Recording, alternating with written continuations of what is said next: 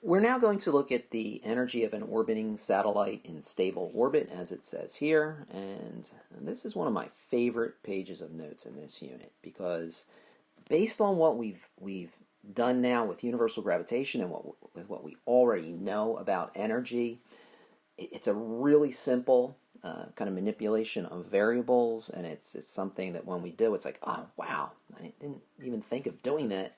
But yeah, if you do this, look how easily our solutions fall out. And we see it right away, right? We have the force due to gravity is our circular motion force, mv squared on r. We set it equal to our gravitational force radially inward, g, capital M, little m over r squared. We're not going to cancel the m's out, but we are going to cancel one of the r's out, as it shows here. And this is the part that's like, wow, okay, yeah, absolutely. If we multiply each side by 1/2, look at what we get. We get the kinetic energy equals 1/2 the potential energy. And it's absolute value, of course, because potential energy values are all negatively valued and kinetic energy has to be positive. But this equation is one that we do want to memorize and not have to think about.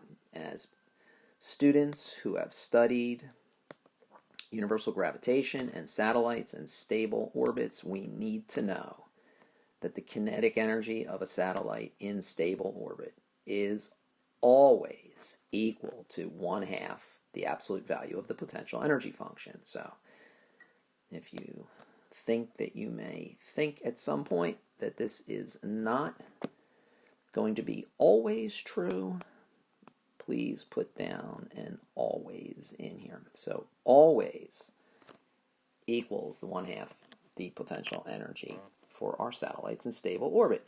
Now, again, the darn potential energy function throws us for a loop a little bit with the actual negative values we get, and that's the other part of this page of notes. So the top part was the part that I always viewed as, wow, kind of cool, kind of easy, and yep, that makes a lot of sense, to the, ooh, I have to go back and put my thinking cap on and make sure I take care of my negatives.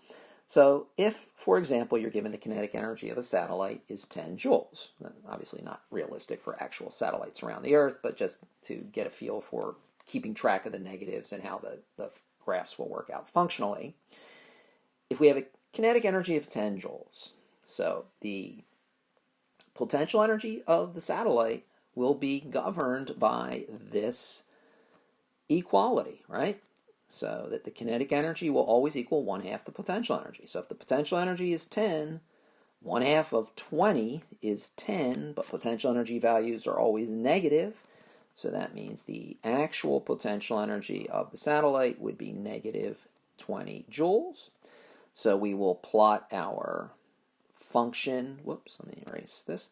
We will plot our function out again as the equation, let me do this, as the negative, right, g mass of Earth, little m divided by r, so that's our potential energy function is still that 1 on r, where the lowest value will be at the radius of the Earth.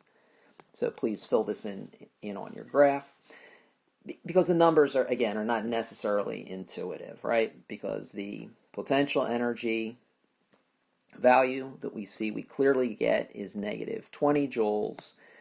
The kinetic energy is a positive 10 joules. Kinetic energy always has to be positive. So when we look at the total mechanical energy, the total energy of the satellite that the satellite has to work with, right, is actually negative 10 joules. So again, it's those darn negatives, and the fact that 10 is actually a smaller number than 20, but when we're talking the negative number line, it's higher up, it's above the negative 20.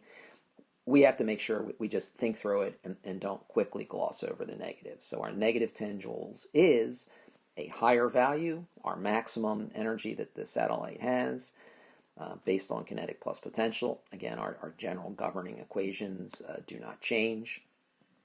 But please make sure you get all of, especially the bottom part here, annotated. because you do have to keep track of those negatives, and sometimes it is easy to kind of gloss over it. Make sure that you have our always equation into your notes, and that's really it for the energy of an orbiting satellite in stable orbit. Hopefully that makes sense and was kind of neat for you to look at.